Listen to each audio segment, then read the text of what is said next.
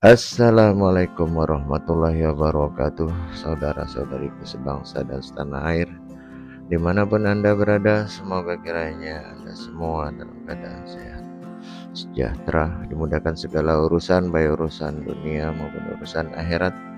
Dan pada video kali ini saya ingin mengulas masalah kop atau bekam. Bekam itu terdiri dari dua jenis, yaitu bekam basah, yang bekam itu harus dikeluarkan darahnya. Alat yang dipergunakan biasanya alkohol, tisu alkohol, kemudian cup atau mangkok untuk bekam, gelas untuk bekam. Kemudian bekam ini yang saya pergunakan adalah bekam syariah yang ada sejak dulu. Kemudian bekam itu disesuaikan dengan anatomi dan kebutuhan. Namun yang saya bahas pada video kali ini bukanlah masalah bekam basah, tetapi bekam kering, bekam yang dimana tidak dikeluarkan darah, seperti darah kotor, darah kental, demikian. Terus kemudian bekam ini yang sesuai dengan syariah dan anatomi tubuh biasanya dilakukan tidak di area-area tulang yang berbahaya. Kemudian juga bekam tidak dilakukan kepada mereka yang mengalami penyakit diabetes. Bekam yang kering ini, bekam biasa, itu gunanya adalah untuk mengeluarkan angin, masuk angin, kemudian angin yang ada pembawanya indalihir ahmar, angin duduk, itu yang sangat berbahaya. Dan area yang dibekam adalah wilayah pundak ini, bagian pundak. Nah, terus kemudian dari area pundak, bagian punggung hingga lurus bergerak hingga ke bagian sisi pinggang atau L pinggang jika dibutuhkan. Jika tidak, dia hanya terhenti di batas kat tulang layang atau tulang ini, tulang palsu, area tulang rusuk di situ. Nah, itu bekam pun tidak boleh. Area yang dibekam itu di tengah-tengah tulang belakang, mulai dari tulang leher, itu batang leher, itu hanya sampingnya kanan kiri seperti rel bentuknya. Sedangkan tulang belakang itu tidak dibenarkan untuk dibekam karena di sana banyak ruas tulang belakang, kemudian saraf-saraf yang halus, dan kemudian di dalam tulang susunan ruas-ruas tulang belakang itu sendiri terdapat sumsum tulang belakang dimulai. Nah, itu area ini itu yang tidak boleh di tengah-tengahnya. Pokoknya dari tulang leher dimulai dari C1, C7, kemudian ruas tulang belakang yang menuju ke arah pinggang hingga ke tulang ekor itu tidak dibenarkan dibekam. Kemudian yang paling mudah bekam ini dilakukan oleh dua orang. Tak mungkin bekam bisa dilakukan sendiri. Misalnya anggota keluarga, kalau bekamnya yang ringan-ringan saja. Kemudian area yang terasa sakit, misalnya bagian pangkal lengan yang batasnya dengan bahu, kemudian juga di belikat samping ini yang menjurus sampingnya ke tiak samping atas. Nah, itu kemudian area ini kalau apabila orang sudah masuk angin ke dalon, apalagi itu angin duduk yang membuat dia sesak. Tapi kalau nggak sesak napasnya dan badannya tidak dingin, area ini biasanya jarang saya bekam, kecuali area-area yang penting saja, yaitu yang saya sebutkan, dari mulai pundak kanan kiri bergerak ke kanan ke kiri, kemudian punggung sampai ke bawah sampai batas sekat rongga dada ini yang tulangnya masih bersambung. Adapun menyusun kap-kapnya ini biasanya saya tarik ya.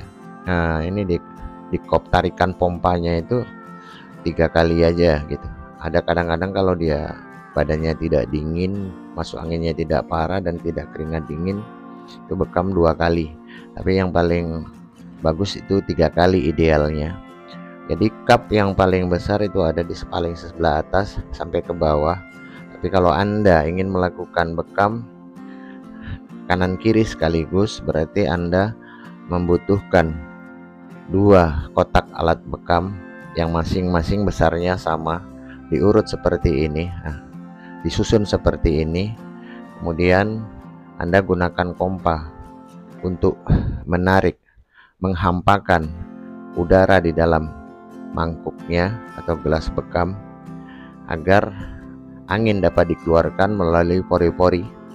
Dan yang saya tandai dengan garis hitam itu adalah area tulang belakang, susun ruas semuanya, dan itu wilayah yang nggak boleh dibekam. Sesungguhnya nggak boleh dibekam atau dikerik atau dikerok atau dikop, itu tidak dibenarkan karena nanti akan berakibat pada atau bermasalah pada tulang belakang, ruas-ruasnya, sendi tulang belakang, atau bahkan sungsung tulang belakang. Nah, bekam yang ini saya lakukan ini 3 kali tarikan.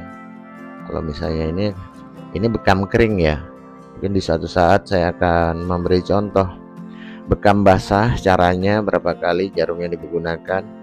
Nah, untuk menimbulkan titik yang akan diambil darahnya. Dan biasanya darah kalau yang sudah berbusa, kita itu paling banyak penyakit di dalam badan orang yang dibekam. Bekam seperti ini biasanya untuk mengeluarkan angin, badan dinginnya nggak terlalu dingin dan dia tidak sesak. Nah, bekam ini boleh dilakukan seminggu sekali atau sesuai kebutuhan. Cuman kalau Anda masuk angin parah, enak mual sampai muntah, itu jenisnya udah angin duduk. Makanya penting di bawah ketiak, di rusuk kanan kiri itu harus dibekam atau dikop untuk membuang anginnya. Nah, seperti yang saya tandai wilayah-wilayah ini, orang kesemutan juga bisa dihilangkan dengan seperti ini. Misalnya tangannya kesemutan, jemarinya kesemutan gitu, atau dia tremor ringan ya. Tremor berat nggak bisa, karena itu bisa juga berhubungan dengan penyusutan saraf otak yang terlalu cepat, bisa juga karena Parkinson. Nah, ini wilayah yang dia pegal-pegal, makanya saya bekam di wilayah itu. Pangkal lengannya yang pegal sampai ke jari-jari, kita bekam di wilayah ini. Ini adalah seperti yang saya katakan tadi, ini bekam kering yang bisa dilakukan oleh siapa saja dan orang dewasa ya. Biasanya orang dewasa baru boleh dibekam. Kalau balita jangan sekali-sekali pernah dibekam. Bekam pun tidak boleh di area rongga perut atau samping perut, di mana tulang sudah tidak ada di situ, karena bisa berakibat fatal. Nah, wilayah-wilayah yang dibekam ini adalah wilayah yang menjadi keluhan bagi yang bersangkutan. Kemudian kalau dia sudah parah, warnanya nggak seperti ini, warnanya merah kehitam-hitaman.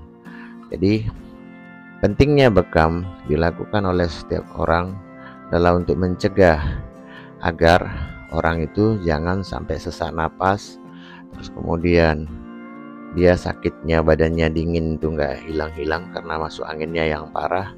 So kalau serangan angin yang parah itu kemudian menyerang area bagian jantung atau paru-paru, dia menjadi sesak napas dan bisa berakibat fatal. Jadi saya pikir bekam yang secara umum dilakukan adalah seperti ini, dan siapapun bisa melakukan bekam secara bergantian, misalnya teman dengan teman atau anggota keluarga. Dan bekam ini gunanya adalah untuk menghilangkan sakit, pegal-pegal, masuk angin, kemudian sakit kesemutan di area tangan, kemudian di area kaki pun boleh dibekam. Yang penting caranya ya area-area yang tidak bersinggungan dengan tulang. Jadi demikian, semoga video yang ini ada manfaatnya, dan sampai jumpa di video berikutnya. Assalamualaikum warahmatullahi wabarakatuh.